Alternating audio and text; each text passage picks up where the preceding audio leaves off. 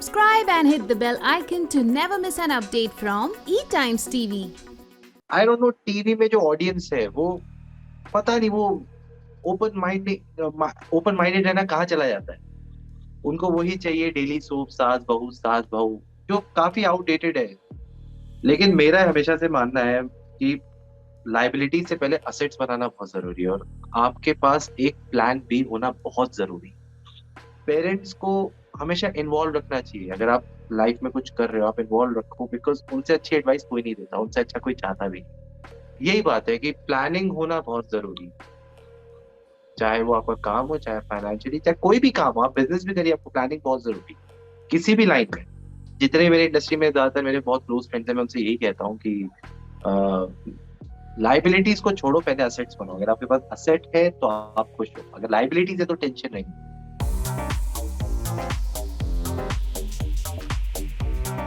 Hello Raghav, welcome to eTimes TV. Hi. Hi, how are you doing? I'm doing very good right now because अभी मैं अपने home town में हूँ, so it's a great feeling. घर वालों से करीबन मैं 7 बार बाद मिला हूँ। एक्चुअली मेरे नेफ्यू की बर्थडे थी परसों, तो 21st को, तो उसी के लिए मैं जयपुर आया। तो it's amazing. How about you? आप कैसे? All good. So, any projects right now upcoming? Actually थोड़ा अभी क्या है, एक प्रोजेक्ट है मेरा। मैं वेब परस्यू कर रहा हूँ, वेब सीरीज, और अभी मैं डिस्क्लोज नहीं करूंगा कौन से प्लेटफॉर्म में, but I am right now preparing for it. और रिसेंटली मैंने भी ओ जनरल एसीज, एयर कंडीशंस आते हैं, उनका मैंने एक ऐड किया था। Okay.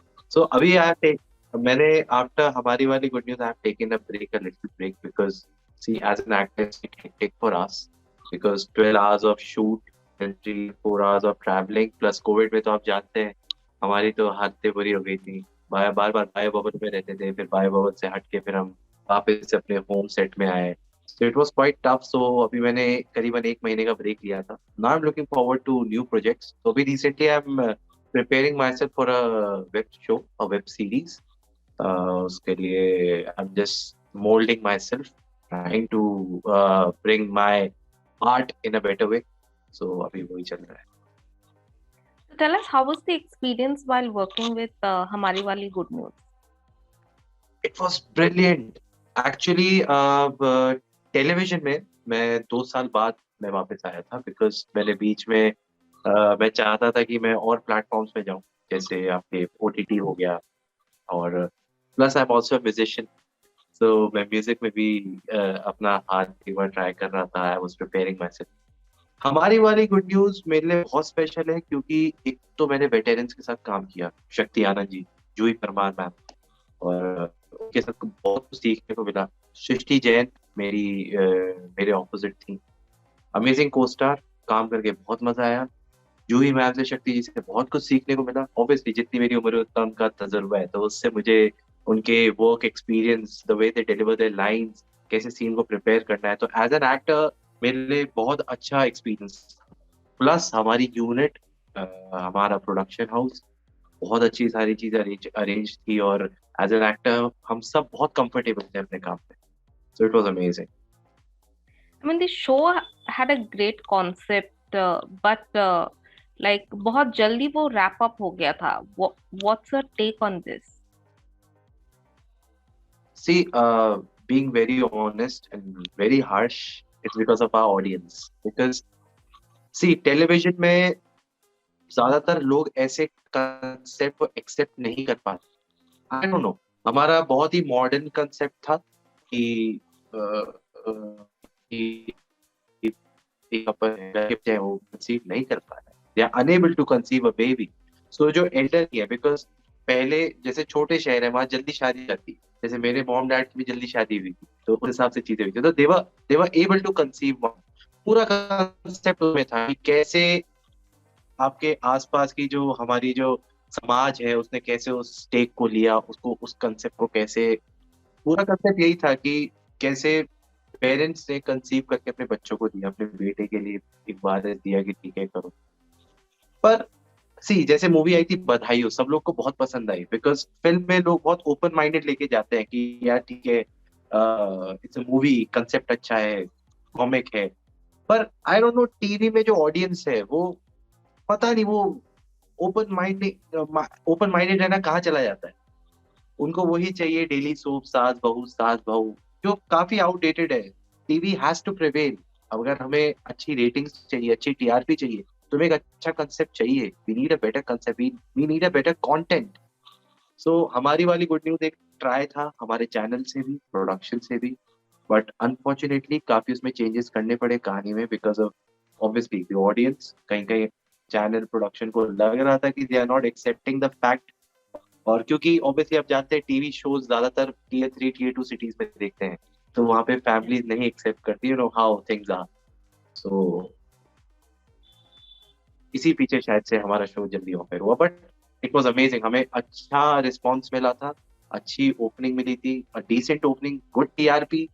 बहुत मजा आया करने में, and I am thankful to all, और I am thankful to all of my fans, all of my viewers, जिन्होंने हमें इतना सपोर्ट किया, हमारा शो इतना चला। क्योंकि आजकल तो आप जानते 3 3 महीने में शो बंद होते हैं, तो हमारा साल भर भी चला। सब बहुत शुक्रिया अदा करना चाहूंगा अपने सारे व्यूअर्स को इस चीज के लिए। I mean, as an actor, when you are doing a show, lead role में हो आप, everybody is seeing you, you feel a sense of stability in your life कि हाँ, I'm doing this show.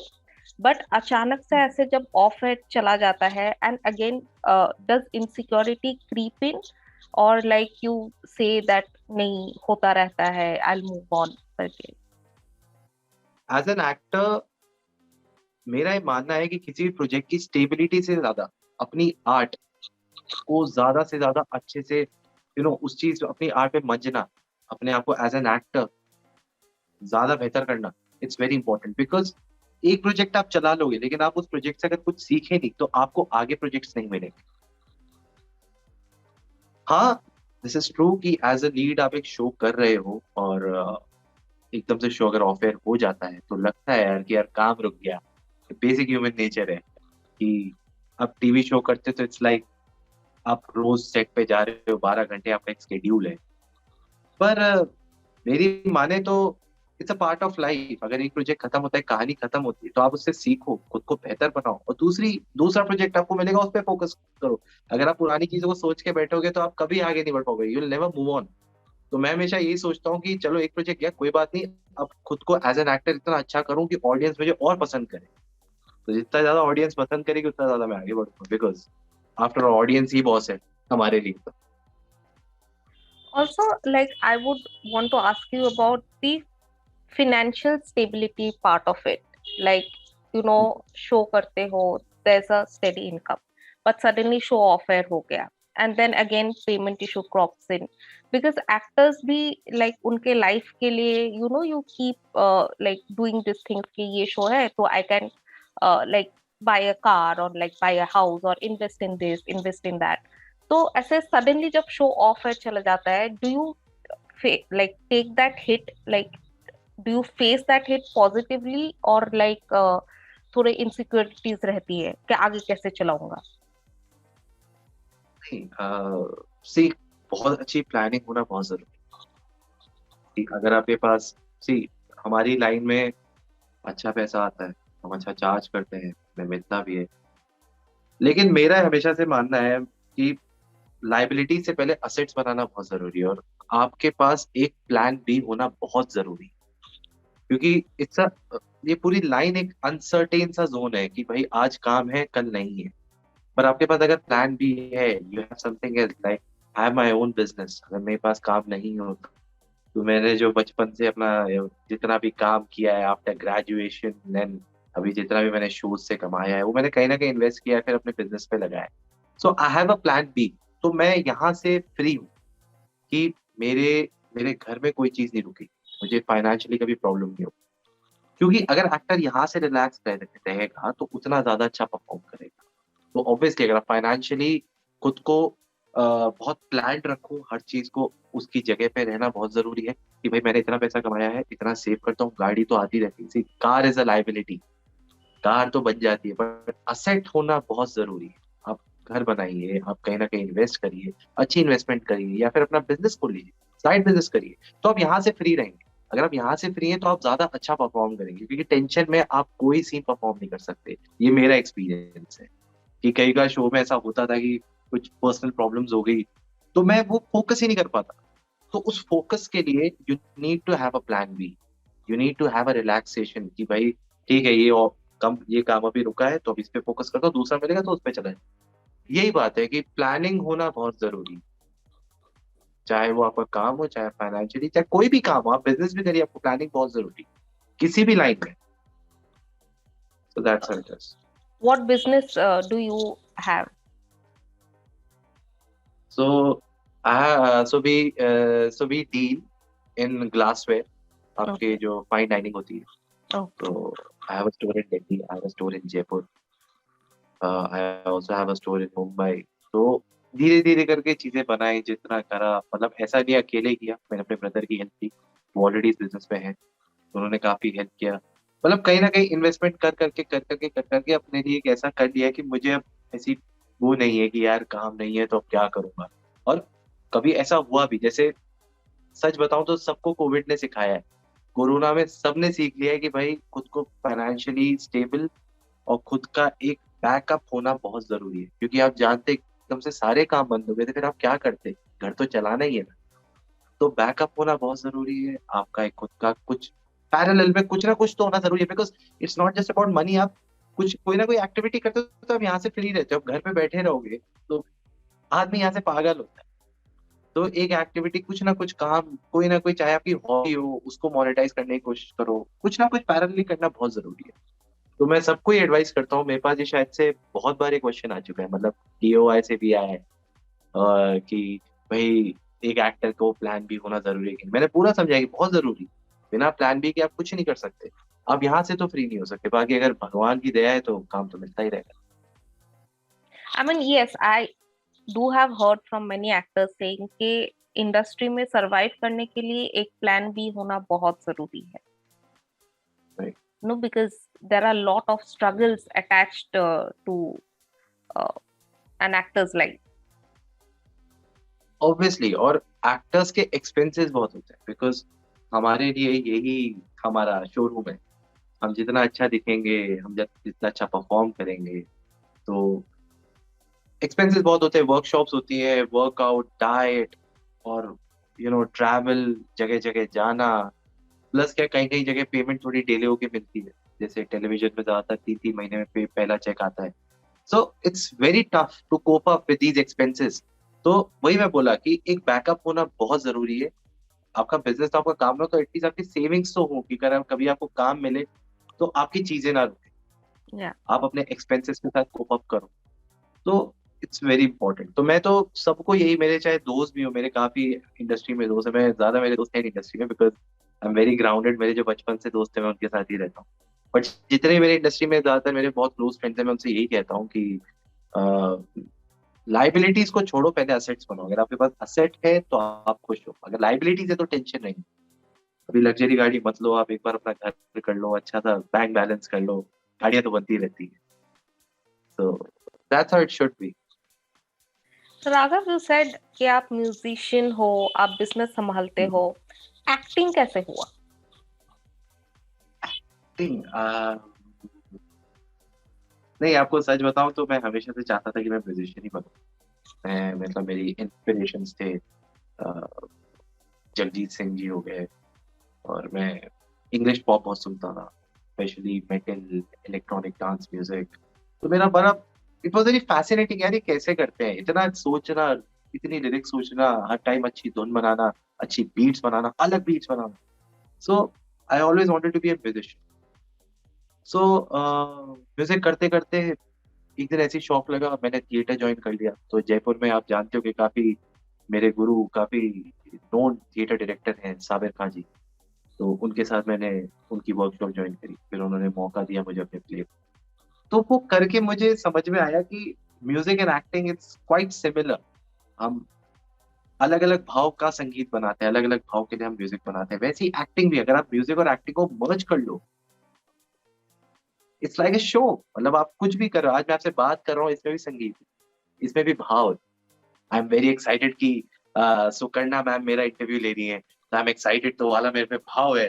वो म्यूजिक है, तो वैसी music बन सकती है, तो वैसी वो एक्टिंग भी हो सकती है। तो मैं वैसे ही बता रहा हूँ कि धीरे धीरे मैं एक्टिंग से जुड़ने लगा। और सबसे बड़ी बात, आप अलग अलग किरदार जीते हो, आप अलग अलग लाइफ जीते हो। जैसे मैं हमारी वाली गुड न्यूज फॉर एग्जाम्पल कर रहा था, तो मैं अपनी जिंदगी के 12 से 13 घंटे आदित्य था। राघव तो मैं सिर्फ सोने के टाइम होता था 4-5 घंटे।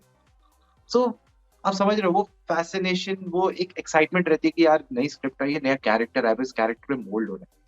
तो ऐसे करके मैं एक्टिंग में घुसा। मैंने थिएटर में पहले प्ले किए, साबिर सर ने काफी मौके दिए, उनको खुश भी किया, आई होप खुश किया। कभी उन्होंने ऐसे तारीफ तो करी नहीं, गुरु तो करते ही नहीं तारीफ, पर हाँ उन्हें खुश किया। उसके बाद मेरा पहला शो मुझे मिला एक थरा एक थी रानी।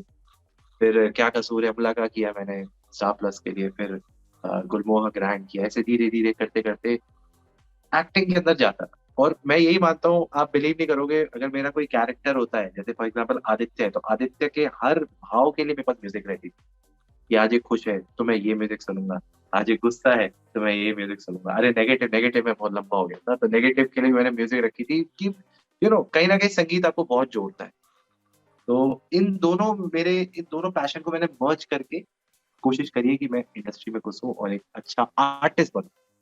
सो ऐसे मेरी कहानी रही है एज एन एक्टर, या फिर आप कहिए एज एन आर्टिस्ट।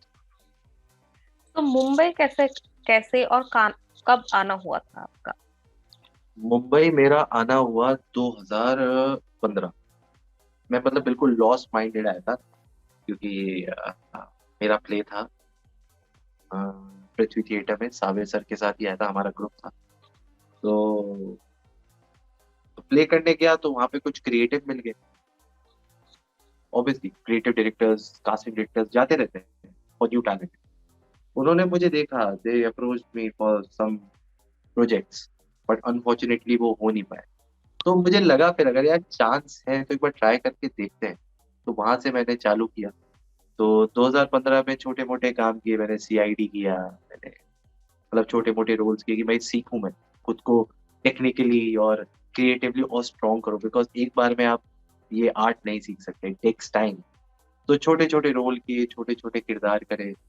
फिर मुझे मेरा पहला ब्रेक मिला 2017 में, जब मैं 2016 में वापस दिल्ली आ गया था, just to look after my business, my family business, even my own business. शुरू ही किया था तो काफी लगता है। फिर 2017 को मैं वापस मुंबई आया, तो मेरे को मेरा पहला ब्रेक मिला था एक तरह एक तिरानी में। फिर मिला क्या कसूर है अमला का। तो धीरे धीरे स्मॉल लैडर्स लेते लेते लेते लेते, बेबी स्टेप लेते लेते लेते लेते यहाँ तक मैं आया हूँ। अभी तो और आगे जाना है, अभी तो कुछ भी नहीं है। So your family has always been accepting of what you wish to pursue. Very supportive, always. मतलब मेरे मॉम डैड हमेशा से बहुत सपोर्टिव रहे हैं। क्योंकि सी, एक एक्टर बहुत जल्दी डिप्रेस हो जाता है, सच बताऊं तो। बिकॉज जब हमारे पास स्क्रिप्ट आती है, ऑडिशन होता है, हम पढ़ते हैं, हम अपनी पूरी जान लगा के देते हैं। एटलीस्ट मैं तो अपनी पूरी जान लगाता हूँ, मतलब तो अगर आपका सिलेक्शन नहीं होता, अगर बात नहीं बनती, तो काफी बुरा लगता है। तो आप किससे बात करते हो? मैं अपनी मॉम से बात करता हूँ, या फिर मैं अपने बड़े भाई से बात करता हूँ। पापा से थोड़ा डर लगता है स्टिल वो भी, उनसे भी बात करता हूँ। अम, तो हमेशा बहुत सपोर्टिव रहे। उन्होंने बोला कोई बात नहीं, और ट्राई करो, क्या पता कुछ कमी रह गई। तो उस कुछ कमी का मोटिवेशन मेरे घर वालों ने दिया कि कुछ कमी रह गई, और मेहनत करो, और मेहनत करो, और मेहनत करो। तो मेरे ऑडिशन तो बेहतर होते गए। और सच बताऊं, मैं अपने पिछले 4-5 साल के ऑडिशन के आज के ऑडिशन में बहुत फर्क देखा है। उसका पूरा मैं श्रेय अपने पेरेंट्स को ही देता हूँ, अपने ब्रदर को देता हूँ, अपनी फैमिली को देता हूँ। क्योंकि मैं जो भी ऑडिशन बनाता था अपने घर पे भेजता था, मेरा आप देखो बताओ कैसा हो।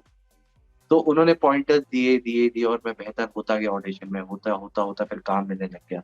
तो कॉन्फिडेंस आ गया, और एक्टिंग में और खुद को बेहतर करने लगा। तो ऑब्वियसली पेरेंट्स बहुत सपोर्टिव रहे। और सच बताऊं तो पेरेंट्स को हमेशा इन्वॉल्व रखना चाहिए। अगर आप लाइफ में कुछ कर रहे हो, आप इन्वॉल्व रखो, बिकॉज उनसे अच्छी एडवाइस कोई नहीं देता, उनसे अच्छा कोई चाहता भी नहीं। क्योंकि सी, वर्ल्ड इज टू प्रैक्टिकल। अगर आप किसी से कुछ पूछोगे अपने लिए, तो एक बार बताएगा, 2 बार बताएगा, तीसरी बार नहीं बताएगा।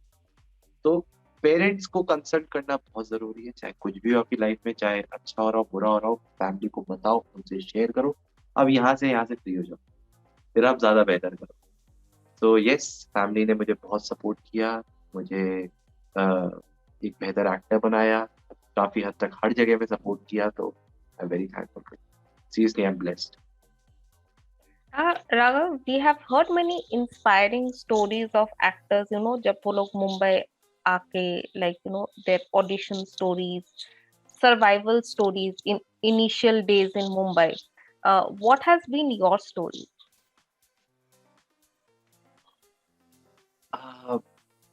Mine was very tough. See मैं हमेशा से सेल्फ मेड बनना चाहता था, तो मुझे अच्छा ही लगता था कि मैं घर वालों से, ऑब्वियसली शुरुआत में अर्निंग नहीं होती व्हेन यू आर स्ट्रगलिंग।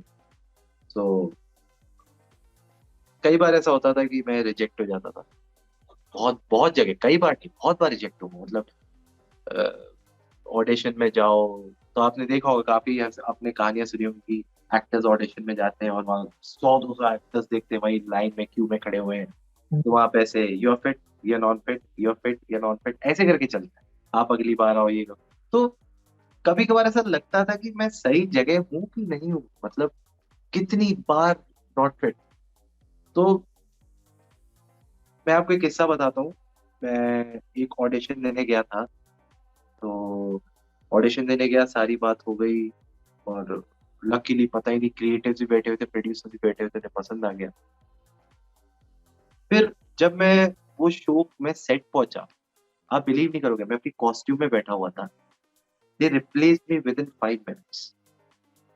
मुझे परफॉर्म तक नहीं करने दिया, 5 मिनट में रिप्लेस कर दिया। जिस रोल के लिए मैं करीबन 2 हफ्ते से खुद को तैयार कर रहा था, 5 मिनट में रिप्लेस कर दिया, ये कह के कि पता नहीं हाइट थोड़ी और होती तो हो जाता।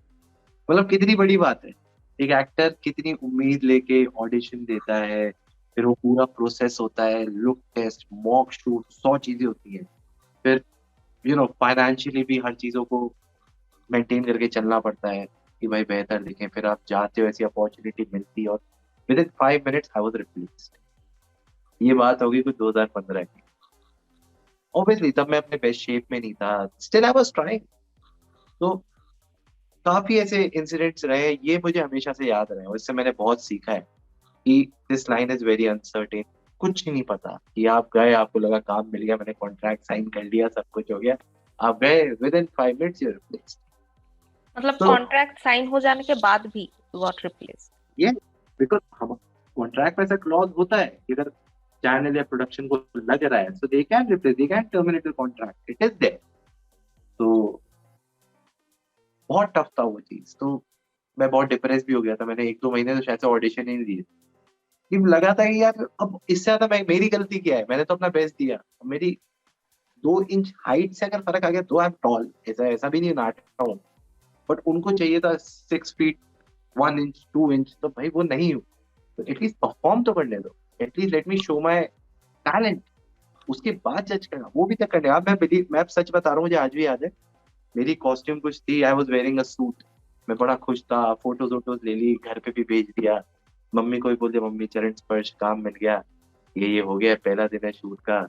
आई am very religious and very, मेरी फैमिली थोड़ी वैसी है, तो यू नो मैं हमेशा मतलब अपने पेरेंट्स को बताता ही हूँ कुछ भी मिलता है तो मैंने बोल दिया कि भाई मेरा काम मिल गया, पहला सीन लगने वाला है, और आप बिलीव नहीं करोगे, वहां से टीम आई, उन्होंने बोला कि सर आपको घर वापस जाना पड़ेगा, कुछ हो गया है आपका, और उन्होंने सच बात भी नहीं बताई, उन्होंने सीधे बोला कि आप घर जाओ, आपको हम बताते हैं आपका कब शूट होगा। फिर अगले दिन जिसके थ्रू मुझे वो काम मिला था, उन्होंने बोल दिया कि राघव यू प्लीज। तो उसने बिल्कुल अंदर से तोड़ दिया था कि अब मैं क्या करूं, परफॉर्म करने के बाद भी, सिलेक्शन होने के बाद भी ये हो रहा है। सो बहुत स्ट्रगल है इस लाइन में, बहुत स्ट्रगल है। सच बताऊं तो ये इंडिया की, I, और आई कैन से पूरे दुनिया की सबसे टफ लाइन है, जहाँ पे अनसर्टेनिटी इतनी है कि आप सोच नहीं सकते हो, आज आप स्टार हो, कल आप कुछ भी नहीं। सो वो चीज को मेंटेन करना, वो भी अपने आप में एक स्ट्रगल है। सो काम मिलना, काम मिलने के बाद भी बहुत बड़ी कहानी है, जो आगे कभी हम अच्छे से बैठे तो हमको सुनाएंगे। तो बस वही है कि काफी स्ट्रगल देखा है मुंबई में, काफी दौरों से गुजरा हूँ, तो अब यहाँ पे थोड़ा बहुत जो अचीव किया। यानी टीवी शो के सेट पे हुआ था? यस, टीवी शो पे से। सो मतलब कोई और इंसिडेंट जो आपको ऐसे रीजंस के वजह से रिजेक्शंस मिला हो? ऐसे काफी इंसिडेंट हुए, एक आपको इंसिडेंट बताता हूँ, वो काफी हंसी आएगी। तो एक पर्टिकुलर ऑडिशन था एक पार्ट के लिए, जिसके लिए मैंने 6 महीने तक ऑडिशन किया। बिलीव नहीं करोगे, 6 महीने। हर महीने में 2 ऑडिशन देता था उस पर्टिकुलर कैरेक्टर के। वो बोलते थे, राघव ये इसका 19 का 20 कर दो, इसमें ये कर दो, अरे ये भाव रह गया। मुझे लगता था सारी एक्टिंग आप ऑडिशन में करा लोगे तो फिर सामने कैमरे पे क्या कराओगे। बोला चलो ठीक है, मुझे जरूरत है, काम मुझे चाहिए। 6 महीने दिया, सब कुछ बात हो गई, कॉन्ट्रैक्ट तक की बात हो गई, सब कुछ हो गया। I was very happy. Diwali आ गई थी, मैं सोचा चलो घर जाता हूँ, कॉन्ट्रैक्ट साइन करके जाऊंगा, सब खुश होंगे, घर में बताऊं, घर वाले भी खुश होंगे। अब रीजन मुझे क्यों रिजेक्ट किया, ये बोला कि ये गोरा बहुत,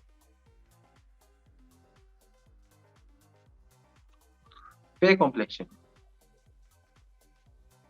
बोला आपको 6 महीने से समझ में नहीं है ये बात। 6 मंथ्स, मतलब आप सोचो 6 महीने मैंने कितने प्रोजेक्ट रिजेक्ट किए, क्योंकि जब मैं इसे पूछता था कब आ रहा है शो, आ रहा है बस 2 हफ्ते में आ रहा है, 3 हफ्ते में आ रहा है, अरे 1 महीने में चालू हो रहा है। सो एक्टर क्या फिर बाकी प्रोजेक्ट्स नहीं लेता, क्योंकि obviously it was a bigger opportunity. तो मैं हाँ बोल रहा था, हाँ बोल रहा था, 6 मंथ्स तक आई गेव दैट ऑडिशन। उसके बाद they rejected me, why? Because they needed someone who is a little dusky, और मे बी यू नो थोड़ा व्हीटिश कलर का।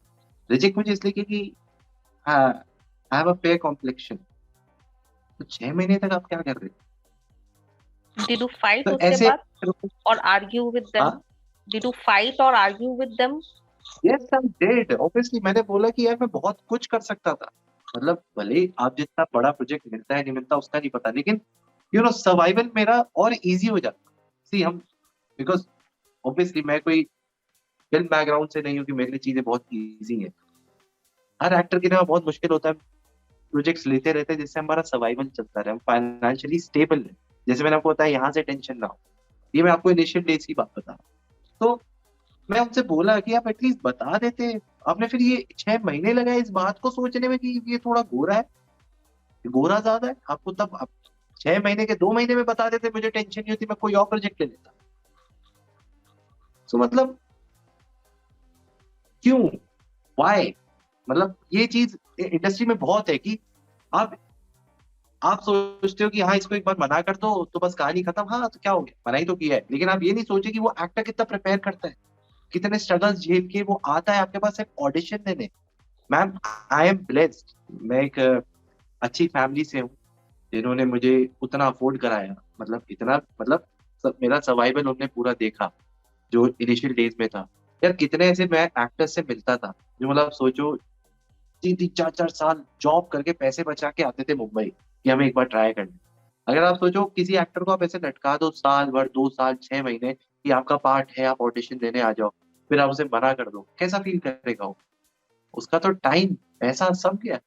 सो ये थोड़ा इंडस्ट्री में है, मतलब हर जगह नहीं है लेकिन कुछ जगहों में है ऐसा कि मतलब सीधे डिसाइड करके बता दो, चीजें क्लियर करो, क्रिस्टल क्लियर रखो चीजें कि यार आप पार्ट में फिट नहीं कर रहे हो तो नहीं हो सकता। तो एक्टर भी क्लियर हो जाता है, नहीं हो तो मैं दूसरी जगह ट्राई करता हूँ। बट लटकाना, कि बिल्कुल आप लैग करके रखा हुआ है कि भाई हर महीने आ जाओ, हर महीने ऑडिशन दे दो, हर महीने ऑडिशन, तो बाद में बोलोगे आप बहुत बुरे हो। उसमें एक्टर की क्या? अरे वो एक बार को मैम मुझे ये कह देते, 3 महीने में कह देते कि यार बहुत गोरे हो, मैं पार्ट के लिए खुद को सांवला कर लेता धूप में खड़े होके। एटलीस्ट बताओ तो सही। तो ये इनिशियल डेज में मैंने ये सब बहुत मतलब फेस किया। ऐसी बात है इंडस्ट्री में काफी अच्छे लोग हैं, मतलब मेरे काफी मेंटर्स भी हैं मेरे, मतलब जो डायरेक्टर्स के साथ मैंने काम किया, स्पेशली मैं नाम लेना चाहूंगा प्रवीण पूनिया सर का। वो हमारी वाली गुड न्यूज में मेरे डायरेक्टर थे। वो मेरे, मैं उन्हें मेंटर मानता हूँ आज भी। अगर मेरे पास कोई प्रोजेक्ट आता है मैं उनसे डिस्कस करता हूँ, सर मैं क्या करूँ, बिकॉज वो इंडस्ट्री में बहुत पहले से है। तो काफी अच्छे लोग भी हैं और काफी ऐसे लोग भी हैं जो एक्टर्स को परेशान करते हैं जबरदस्ती, विच इज रॉन्ग, कंप्लीटली। तो ये चीज बदलना बहुत जरूरी है। तो ऐसा स्ट्रगल हर एक्टर झेलता है, मेरे हिसाब से तो हर एक्टर झेलता सीइंग सच डेज के शूट से 5 मिनट पहले रिप्लेस हो जाना, डू यू फील, मतलब इन फ्यूचर प्रोजेक्ट्स जब आप साइन करते हो, शो साइन किया है, क्या वो इनहिबिशन रहता है, डर रहता है कि what if I get replaced at the last moment? Ma'am अब सच बताऊं तो नहीं रहता है, बिकॉज जैसा मैंने आपको बताया, I have my plan B. Second, once you make a name, once you have a certain profile, तो एक बार को जो प्रोडक्शन हाउस भी होता है या फिर जो आपको काम दे रहे हैं वो भी दो बार सोचते हैं कि यार ऐसा नहीं कर सकते, because may be social media कितनी बड़ी चीज हो गई है। आपने ऐसा केस कुछ सुना होगा, 2019 2018 में कोई शो था, तो एक्टर्स और इवन जो क्रू है, प्रोडक्शन ने उनका पैसा रोक रखा था साल 2 साल से, मतलब एक चेक तक नहीं दिया था। तो सोशल मीडिया में कर करके उनको सारी पेमेंट मिल गई। तो आजकल सोशल मीडिया इतना स्ट्रांग हो गया, मीडिया इतनी स्ट्रांग हो गई, तो अगर एक एक्टर की सर्टेन प्रोफाइल है, तो ही और she can take a stern action against them कि भाई अगर आपने सब कुछ साइन किया, एक लाइबल रीजन दो कि मैं कैमरे पे आया, आपको वो काम अच्छा नहीं लगा। जो कॉन्ट्रैक्ट में होता है कि if actor doesn't perform, actor cope up नहीं करता प्रोडक्शन के साथ, चैनल के साथ, so they have full right to replace us, but बिना रीजन के यू कांट, बिकॉज एक एक्टर भी सब कुछ प्रिपेयर करके आता है। That's why we sign a agreement, right? Agreement तभी साइन किया जाता है। तो अब इसलिए नहीं, क्योंकि obviously I have a plan B. Industry में काफी एक्सपीरियंस हो गया, काफी सोच समझ के मैं प्रोजेक्ट लेता हूँ। जो जैसे मैंने आपको बताया, I am very choosy when it comes to my projects, because I want to grow as an actor. मुझे एज एन एक्टर ग्रो करना है। ऐसे ऐसे रोल्स करते हैं जो मेरे लिए बहुत चैलेंजिंग हो, क्योंकि जितना चैलेंजिंग रोल होगा उतना अच्छा आई परफॉर्म। जैसे फॉर एग्जाम्पल, हमारी वाली गुड न्यूज में आदित्य, आपको अगर शो, जो ऑडियंस ने शुरुआत से देखा, उन्हें लगता था Aditya is very street boy, बहुत अच्छा लड़का है, जॉब पे जाता है, मिडिल क्लास फैमिली का लड़का है, छोटे सपने हैं। फिर धीरे धीरे करके आदित्य नेगेटिव ग्रे से नेगेटिव बना, फिर नेगेटिव से पॉजिटिव बना। तो इतने शेड थे, उसे परफॉर्म करने में जो मजा है, वो एक्सपीरियंस मिला। तो मैं ऐसे ही रोल्स करना चाहता हूँ। तो आई एम वेरी चूजी। अगर मेरे पास कोई ऐसा प्रोजेक्ट आता है, मैं पहले पूरी रिसर्च एंड डेवलपमेंट करता हूँ, प्रोडक्शन हाउस कैसा है, के पास प्रोजेक्ट्स कैसे हैं, how they are with the actors, और प्लस मेरे कुछ मेंटर्स हैं इंडस्ट्री में, उनसे बात करता हूँ। तो जब वहां से क्लीन चिट मिल जाती है तभी मैं हाँ कहता हूँ, वरना तो मैंने आपको अपना पास के एक एक्सपीरियंस बताए हैं तो वैसा मैं अब चाहता नहीं। तो हाँ, अब मीडिया एक बहुत बड़ी पावर होगी, दूसरा एक बार प्रोफाइल बन जाती है तो ऐसा चीजें होना, ऐसे इंसिडेंट्स होना कम हो जाता है, कम क्या होता ही नहीं। एंड एक शो के बाद, खत्म हो जाने के बाद, लाइक दूसरा शो मिलने तक, is it difficult to find the right kind of role? Like you wait कि मुझे lead role ही करना है, या I would also look at other kinds of roles? मैं मैं बताऊं तो ये हर एक्टर की, मतलब पर्सनली हर किसी की चॉइस होती है। कोई फाइनेंशियली के लिए करता है, कोई आर्ट के लिए करता है। जैसे कई एक्टर्स होते हैं जिन्हें जो काम मिलता है करते हैं, बिकॉज ऑब्वियसली वो उनकी चॉइस है, उनका एक अपना है कि यार मुझे फाइनेंशियली कुछ और स्ट्रॉन्ग करना है, स्टेबल करना है। और कुछ होते हैं प्रोफाइल के लिए करते हैं, कुछ होते हैं आर्ट के लिए करते हैं, तो वो डिपेंड करता है। मतलब ऐसे मेरे पास काफी ऑफर्स आते हैं कि आए दिन ऑफर आते हैं कि भाई ये शो है। आप जानते हैं आजकल प्लेटफॉर्म कितने सारे आ गए हैं, ओटीटी है, यूट्यूब है, मतलब you have music videos, you have web series, you have TV shows, you have films, independent production houses. So इतना वाइड हो गया, तो ऑफर्स आते हैं, लेकिन एक करेक्ट प्रोजेक्ट चुनना बहुत जरूरी है, क्योंकि ऑडियंस बहुत जल्दी भूलती है। अगर आपने एक जगह अच्छा परफॉर्म किया है तो आप याद रखते हो, और अगर आपने फिर कंटिन्यूसली खराब प्रोजेक्ट्स लिए तो फिर आपकी एकदम से प्रोफाइल गिरती है, ऑडियंस भी पसंद नहीं करती, और प्रोडक्शन हाउसेज जो आपको प्रोजेक्ट अच्छा दे सकते हैं वो भी सोचते हैं यार ये बहुत यूज हो गया एक्टर, इसने अभी ये कर लिया है, ये चला नहीं है। काफी एक्टर्स के साथ हुआ है, आपने देखा होगा, काफी पास में एक्टर्स रहे जो जिनने बहुत अच्छा प्रोजेक्ट किया, उसके बाद डिसीजन सही नहीं लिए तो उनकी प्रोफाइल एकदम से गिर गई, क्योंकि वो प्रोजेक्ट सही नहीं चले, सक्सेसफुल नहीं हुए। तो थोड़ा चूजी होना बहुत जरूरी है। और बाकी जैसे मैंने आपको बताया, चॉइस पे अगर किसी की जरूरत है तो वो करता है। ऐसा नहीं है, मतलब सी मेरे हिसाब से कैमरे में दिखना बहुत जरूरी है, या फिर आप टीवी करो, या फिर आप ऐड करो, या फिर म्यूजिक वीडियो करो, दिखना बहुत जरूरी है। कैमरा फेस करते रहो, क्योंकि एक बार आदत छूट गई तो अपनी परफॉर्मेंस पे आना। पर कहीं ना कहीं आपको चूजी होना बहुत जरूरी है, क्योंकि एक गलत प्रोजेक्ट आपका पूरा प्रोफाइल क्रैश। तो मैं उसी हिसाब से सोचता हूँ कि थोड़ा चूजी, थोड़ा रुक के खुद की आर्ट पे काम करो, खुद को और एज एन एक्टर सुधारो, चाहे वो आपकी फिजिक हो, चाहे आपकी बॉडी लैंग्वेज हो, उस पे काम करो।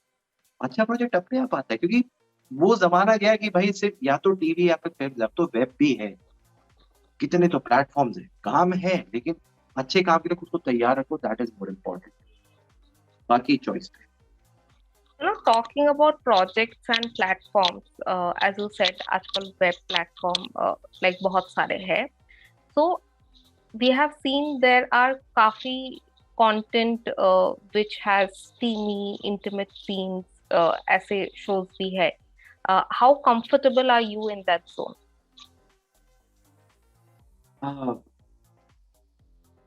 इंटीमेसी अगर कहीं जरूरी हो, इफ इट्स इम्पोर्टेंट, सीन के लिए चाहिए, then it's okay. But I have my certain limits because I'm from a very conservative family. See, as an actor, I can't say no because अगर वो important है, उस सीन में कहीं ना कहीं वेटेज है उस सीन का, तो ऑब्वियसली करना पड़ेगा, because as an actor it's a job. मैं वो कैरेक्टर जी रहा हूँ, उस टाइम में मैं राघव नहीं हूँ। मैं उस टाइम ये नहीं सोचूंगा कि यार मेरी फैमिली देख रही है कि कर रही है। लेकिन अगर वो रेलेवेंट ही नहीं है, जबरदस्ती का, आपने काफी सीरीज में देखोगा, जबरदस्ती की न्यूडिटी, जबरदस्ती का एक्सप्रेसिटी, तो मैं वो एक्सेप्ट नहीं करता। मतलब मेरी लिमिट्स है, मैं उतना करूंगा until unless it's important। अगर important नहीं है, सॉरी। और वैसे भी मैं ज्यादा प्रेफर नहीं करता हूँ, बिकॉज पता नहीं क्यों, मतलब आई डोंट नो, मैं बीइंग वेरी ऑनेस्ट, मैं इतने ओटीटी प्लेटफॉर्म इतनी कंटेंट देख रहा हूँ, दिखाते हैं एक्सप्लिसिट, लेकिन वो कहीं ना कहीं मतलब रेलेवेंट नहीं लगता है। मतलब सीन वैसे भी निकल सकता था। अगर आपको अगर केमिस्ट्री दिखानी है, कुछ करना है, तो केमिस्ट्री दिखाने के कई तरीके हैं यार। रोमांस तो देख देख के हो जाता है। हमारे जितने भी लेजेंड एक्टर्स हैं, राजेश खन्ना जी हैं, अमिताभ बच्चन है, शाहरुख खान है, इवन सलमान खान, मतलब जितने भी एक्टर्स हैं जो लेजेंडरी रहे, अब देखो नजर नजर से परफॉर्म कर दिया, तो उनके भी थोड़े बहुत ऐसे इंटीमेसी सीन्स आते थे केमिस्ट्री दिखाने के लिए। अक्षय कुमार थोड़े इंटीमेसी सीन्स आते थे, लेकिन अगर रेलेवेंट हो तो सही है, तो करने में मजा आता है। जबरदस्ती का वो कंटेंट ही नहीं समझ में आता, तो I always say no for it. Anyway I am not comfortable with irrelevant intimacy और एक्सप्लिसिटी, तो मैं मना ही कर दूं। तो या again What I about again I what mentioning कि मैं काफी चूजी हूँ। हाँ, sorry. what about a lip lock scene if required? Lip lock scene. If it's required, it's relevant, a good production house, बड़ा प्रोजेक्ट हो, again I am saying choose ही रहना बहुत जरूरी है। अगर मैं ऑब्वियसली पहले डिस्कस हो जाता है, अगर हमें ऐसा कोई प्रोजेक्ट मिलता है, अगर ऐसा कोई लिप लॉकिंग या फिर कोई इंटीमेसी सीन्स होते हैं, तो पहले ही डिस्कस हो जाता है कि सर ये सब होगा। तो अगर प्रोजेक्ट बड़ा है और इट्स रेलेवेंट केमिस्ट्री दिखाने के लिए, तो ऑब्वियसली सब एक्टर्स करते हैं। आप देख लो जितने बड़े एक्टर्स हैं, सब ने किया है। सो उसमें ना कहने का तो ऐसी गुंजाइश नहीं है। And अगर इररेलेवेंट है तो नहीं, तो नहीं होगा, वरना घर वाले फिर वो चाहिए। डांट पड़ सकती है ऐसे आपको?